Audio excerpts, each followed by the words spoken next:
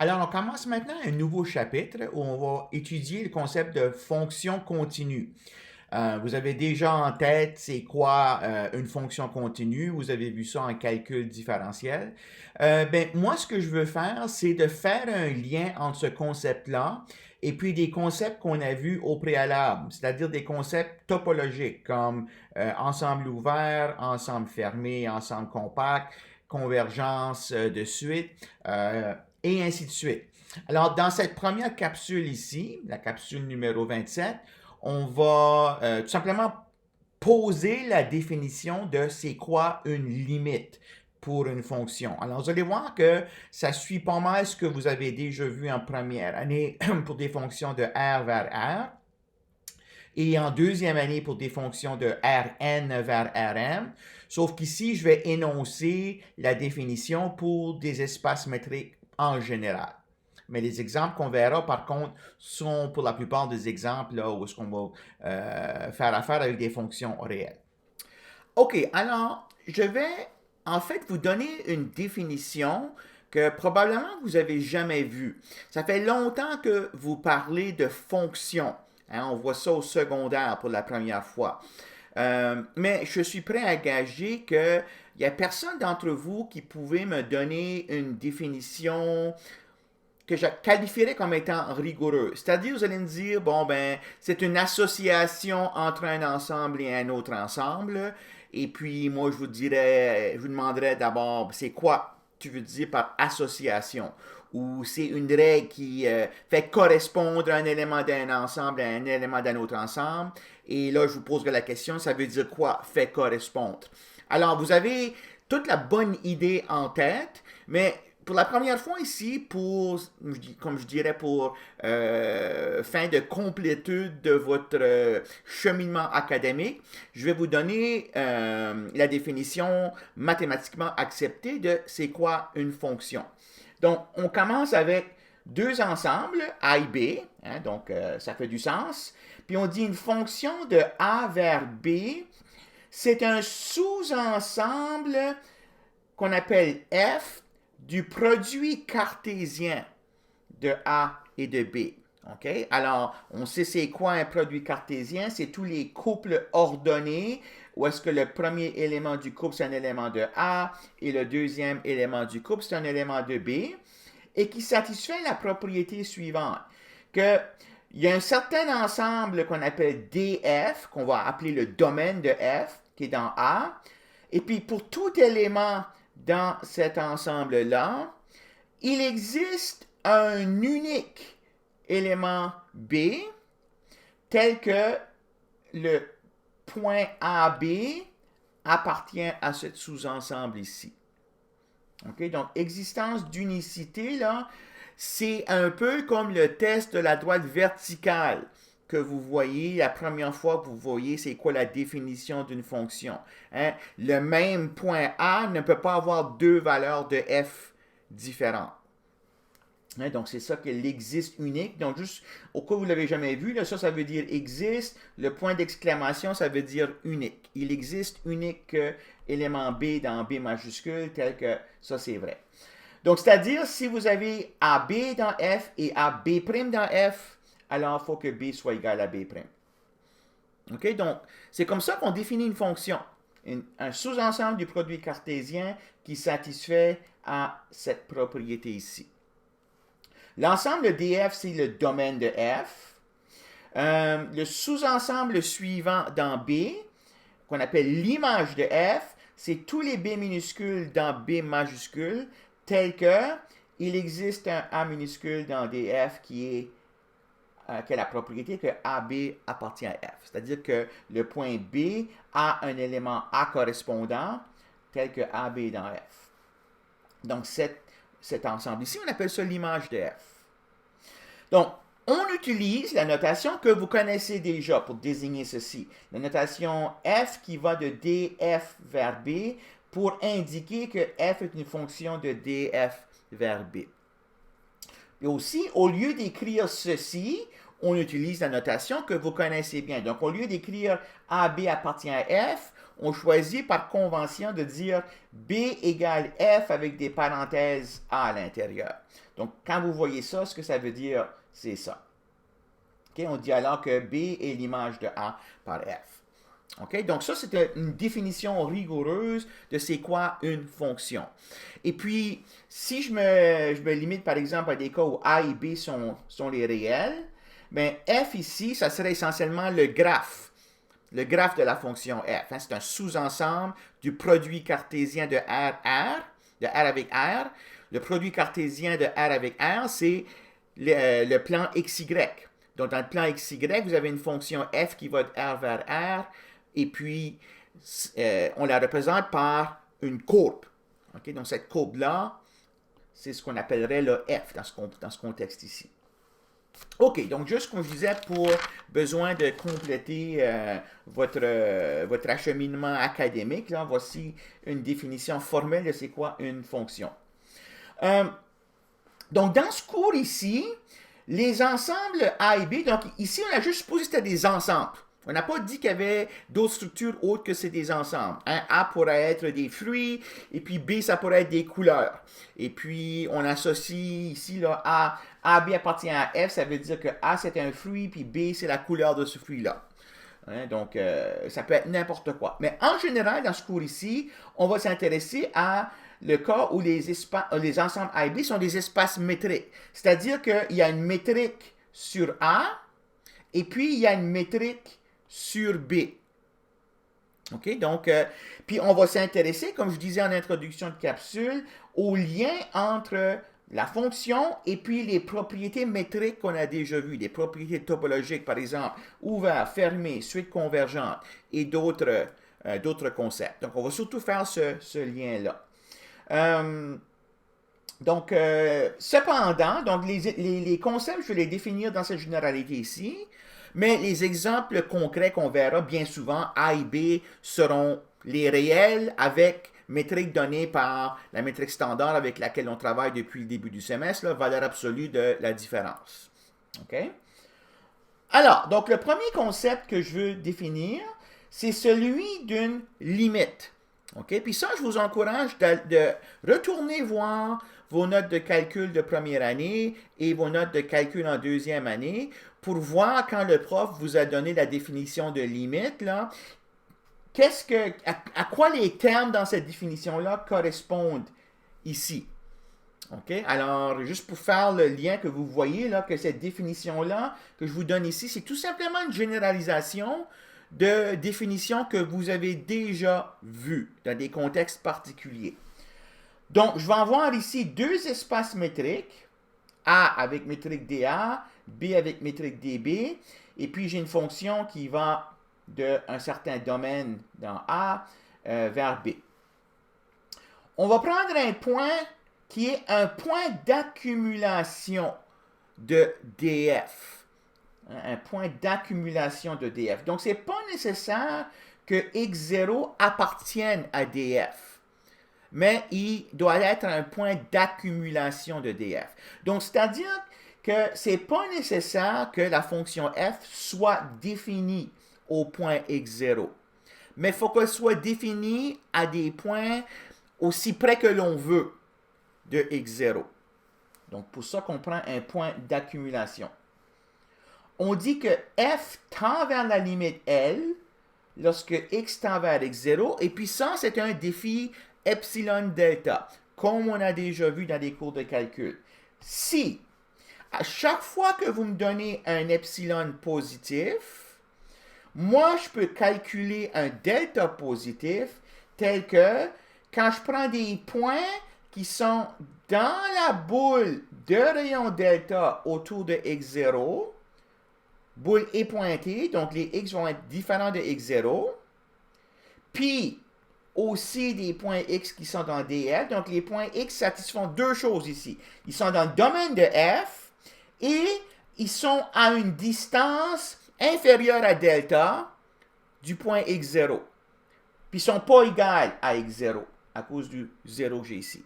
Donc quand je prends des x qui satisfont cette propriété ici, ça implique que la distance entre f de x et L, donc la distance dans B, est plus petit qu'epsilon. Donc, à chaque fois que vous me donnez un epsilon positif, moi, je peux trouver un delta qui fait de telle sorte que ceci, ça fonctionne. Alors, si je suis capable de faire ça, je dis que f tend vers la limite L quand x tend vers x0. Je devrais mettre ici L, c'est un élément de B.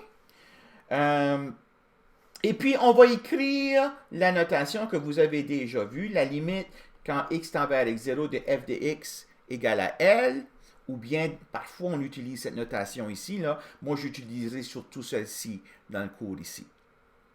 OK? Donc, quand on écrit ça, là, ça veut dire ça. Ça, c'est le principe premier. Okay? Donc, c'est comme ça qu'on définit une limite. Et puis, comme je disais, je vous invite d'aller revoir vos cours de calcul où est-ce qu'on avait A et B, essentiellement R ou Rn ou Rm, puis regardez qu'est-ce que les définitions qu'on avait données dans ce cas-là, puis vous voyez que ceci, c'est tout simplement une généralisation naturelle de ce concept-là. Bon, remarque, comme je disais, cette définition ici n'exige pas que x0 soit dans df. Ça pourrait être un point de df, mais ce n'est pas obligé d'être un point de df. Dès que ça soit un point d'accumulation de df. OK? Alors, donc cette définition n'exige pas que x0 appartienne à df. Mais si x0 appartient à df, ben dans ce cas-là, ça veut dire que f de x0 existe. Mais ça peut arriver que f de x0 soit différent de L. Hein, donc, ce concept ici, f de x0, et puis ce concept ici, limite quand x tend vers x0 de f de x, c'est deux choses différentes. Ça veut dire, c'est la valeur dans B qui correspond à x0 dans A, puis ça veut dire cette définition ici. Puis en général, ces choses-là sont pas nécessairement la même chose. OK? Donc, il ne faut pas confondre f de x0 avec limite quand x tend vers x0 de f de x, même s'il est possible parfois que ces deux nombres soient égaux. Donc, on verra plus tard, on donnera un nom particulier à des fonctions qui ont la propriété que ces deux nombres-là sont égaux. Ouais, donc, je vous mets un peu la puce à l'oreille, on va les appeler continues, ces fonctions-là. Mais pour l'instant, l'important, c'est que ça et ça sont deux concepts différents. Deuxièmement, dans la définition ici, le delta, là, quand vous me donnez un epsilon, le delta que je calcule, là, ben en général, je ne peux pas le calculer avant que vous m'ayez donné l'epsilon. Donc, le delta, il va dépendre en général du epsilon, puis il peut aussi dépendre du point x0, que lui est fixé. OK? Alors, c'est possible que le delta, là, il puisse dépendre de ces deux choses-là. Okay? Parfois, on peut trouver un delta qui marche pour tous les epsilon et les x0, mais en général, le delta, là, je vais le calculer avec connaissance du epsilon et du x0. OK, alors on va faire un exemple facile, juste pour établir les idées, là. J'ai la fonction suivante qui va de R vers R. Donc, quand j'écris R ici, je sous-entends l'espace métrique R avec distance donnée par valeur absolue de la différence de deux nombres. Donc, je la définis de la manière suivante. F de x égale à x moins 3 si x est différent de moins 3, puis égal à 0 si x égale à moins 3. Donc, f de moins 3 égale à 0.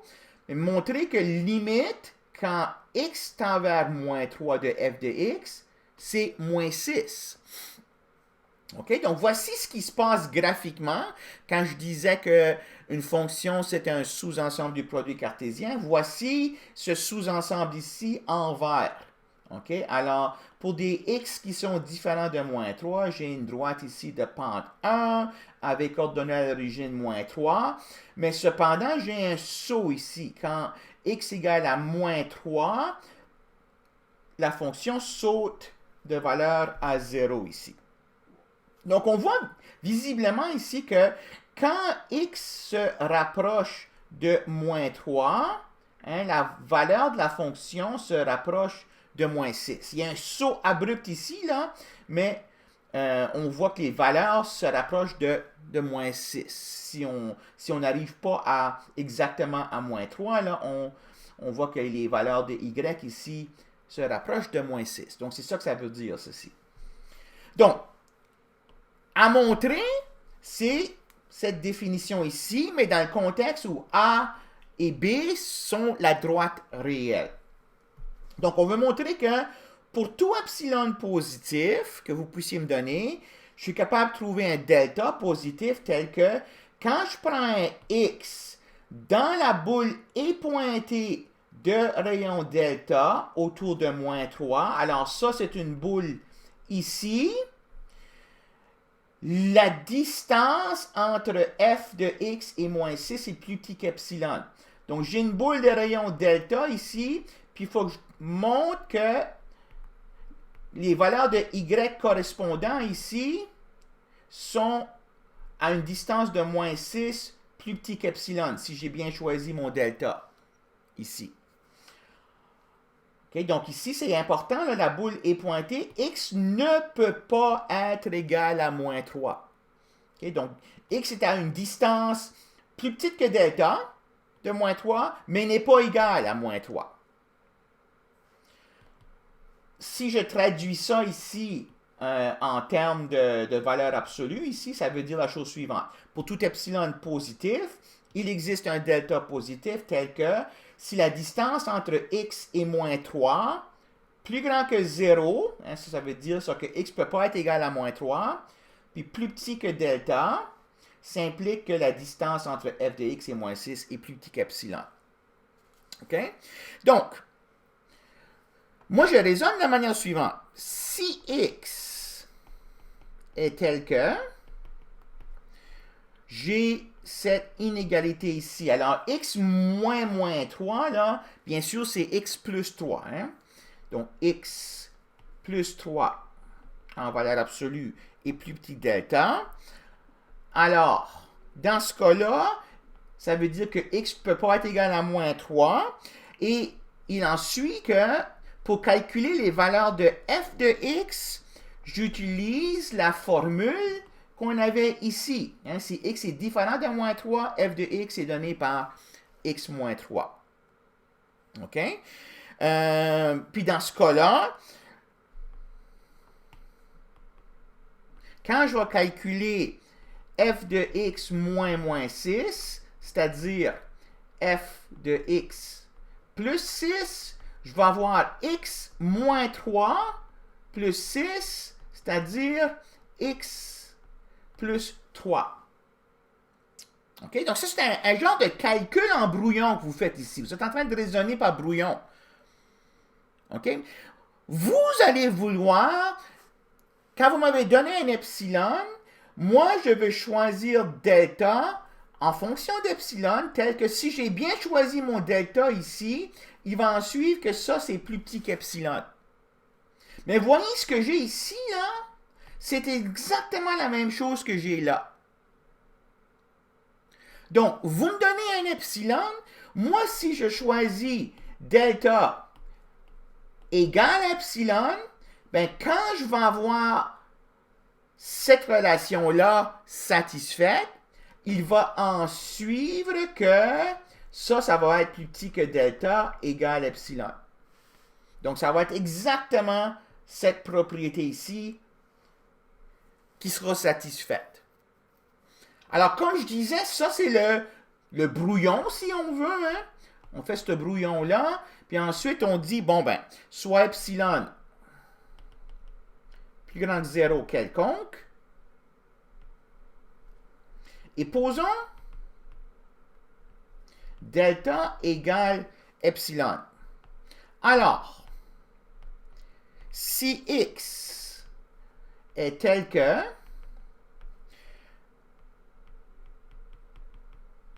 ceci c'est vrai, ok, donc delta égale epsilon, on a que la distance entre f de x et 6, et moins 6, pardon, c'est donc f de x plus 6, et puis c'est là que je répète le calcul que j'ai fait en brouillon ici.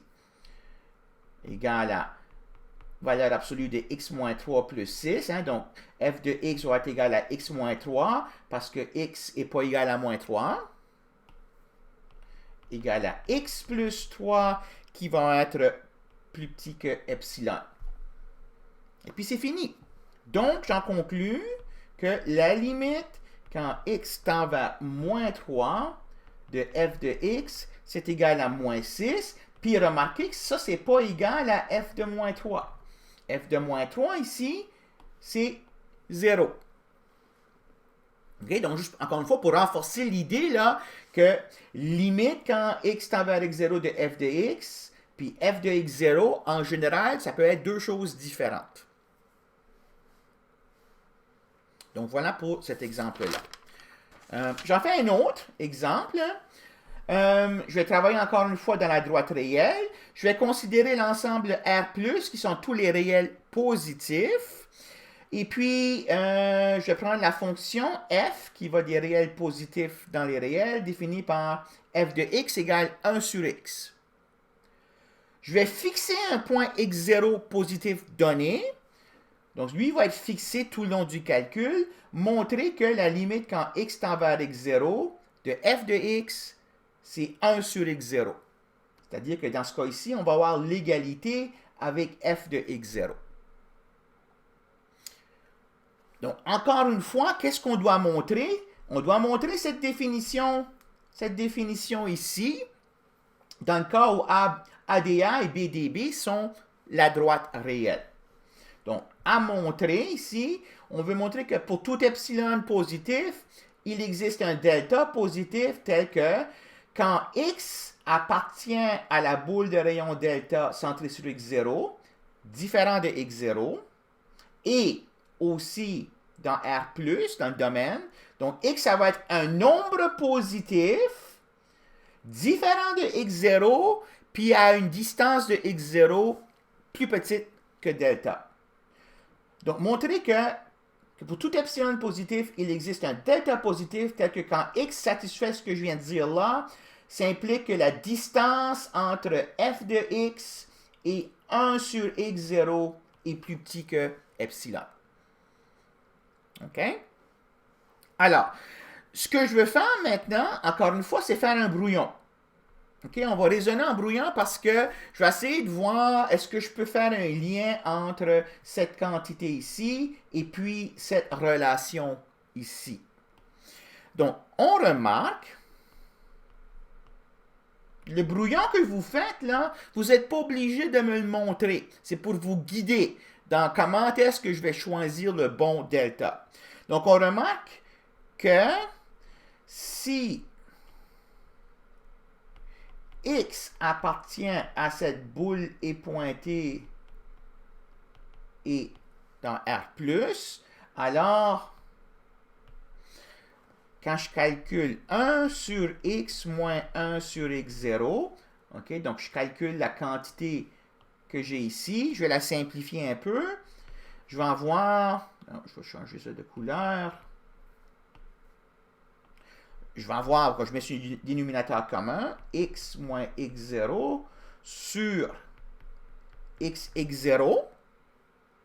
Et puis, parce que x0 est positif et puis que x est positif aussi, je peux écrire ça comme x moins x0 sur x0.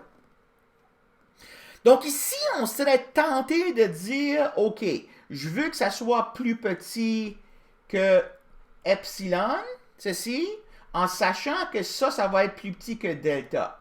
Alors, choisissons delta comme étant epsilon fois x0. On va faire un genre de produit croisé ici. Mais ça, c'est pas correct. Parce que le delta, comme j'ai dit tout à l'heure, il ne peut pas dépendre de x. Il peut dépendre de epsilon et de x0. Alors, vous voyez ici là, que le x y apparaît ici. Donc, c'est un peu embêtant. Donc, on va voir comment est-ce qu'on peut contrôler une expression où ce que le x y apparaît encore ici. Alors, ce que je vais faire, c'est que je vais commencer par dire, si j'en choisis, mettons delta, égale x0 sur 2. Donc, sur la droite réelle, vous avez 0 ici. X0 est positif. Alors, prenons ici x0 sur 2, ça va être positif, ça aussi. Alors, je vais considérer un intervalle autour de x0, de rayon x0 sur 2. Puis dans cet intervalle-là, je vais essayer de voir comment varie cette quantité ici, x. Est-ce que je peux mettre des bornes sur x quand je travaille dans cet intervalle ici? OK? Alors, je continue. Si je choisissais delta égale x0 sur 2, c'est-à-dire, supposons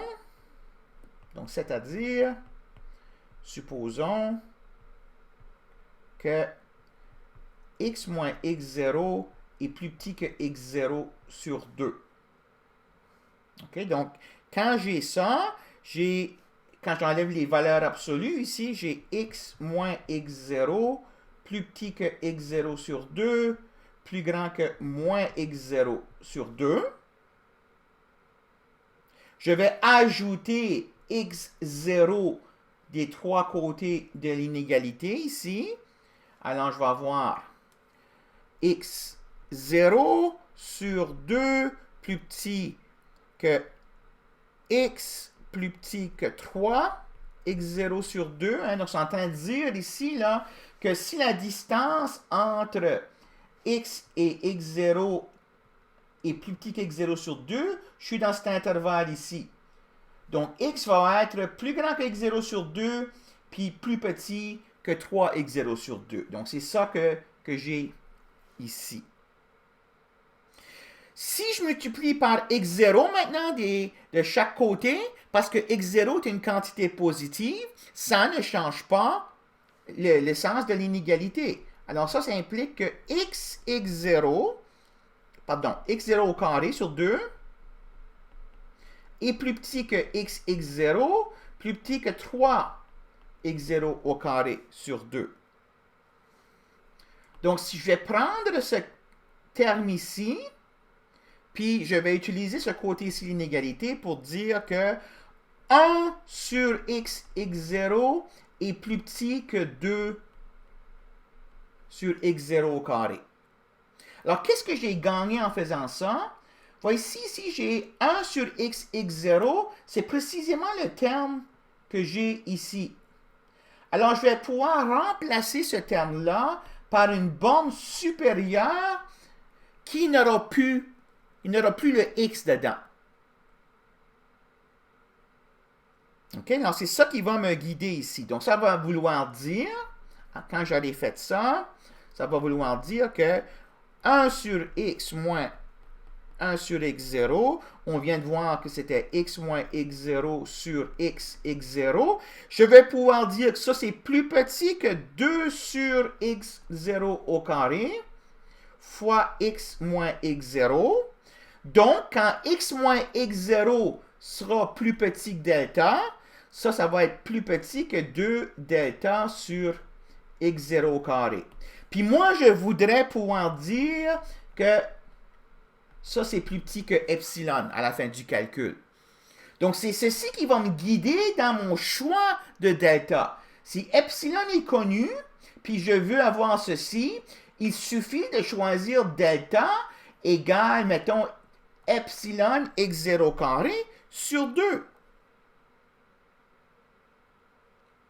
OK?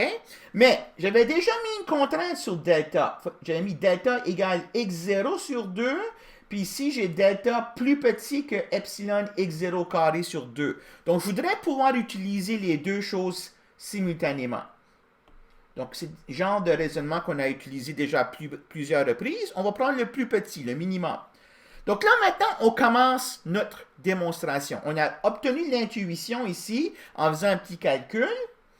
Puis on va dire soit epsilon plus grand que 0 quelconque. Et posons delta comme étant le plus petit des deux nombres suivants. x0 sur 2, puis epsilon x0 au carré sur 2. Très important de remarquer que ça, c'est positif en vertu du fait que x0 est positif, puis epsilon est positif. Donc, il faut que le delta soit strictement positif. Mais quand j'ai choisi delta comme ça, je peux maintenant conclure qu'à chaque fois que je prends un x qui est dans la boule de rayon delta et pointé, centré sur x0 et positif, on a que la distance entre f de x et 1 sur x0, c'est égal à 1 sur x moins 1 sur x0. Et puis ici, je continue mon calcul que j'ai fait en brouillon. X moins x0 sur x0, plus petit. OK, donc je mettrai les étapes ici, plus petit que 2 delta sur x0 carré. Donc là, je suis rendu ici. Et par choix de delta, ça c'est plus petit ou égal à epsilon. OK, mais à cause que j'ai une inégalité stricte ici, là, ça n'a pas d'importance que j'ai l'égal. C'est une inégalité stricte qui va régir. Ouais, donc, ça termine la démonstration. OK, donc un exemple un peu plus compliqué que celui qu'on avait vu avec ceci. Ça, c'est un exemple facile. Ici, il faut réfléchir un peu avant de pouvoir arriver au bon delta. Je termine la capsule avec un dernier théorème. Si la limite d'une fonction existe en un point, elle est unique. Donc, je ne ferai pas la démonstration, mais c'est une technique que vous avez déjà vue certainement. On va utiliser la contradiction. On va supposer que la limite quand x tend vers x0 de f de x égale à L1 est égale à L2. Puis, on va montrer qu'il faut que la distance dans B entre L1 et L2 soit égale à 0. C'est-à-dire que L1 doit être égal à L2. Donc, dans le manuel, à la page 87-88, il fait le cas particulier où A et B sont des réels. Donc, je vous lance comme défi, vérifier comment est-ce que vous généraliseriez les arguments si, au lieu de travailler avec la valeur absolue, vous travailleriez tout simplement avec une métrique quelconque. Donc, ça termine cette capsule numéro 27.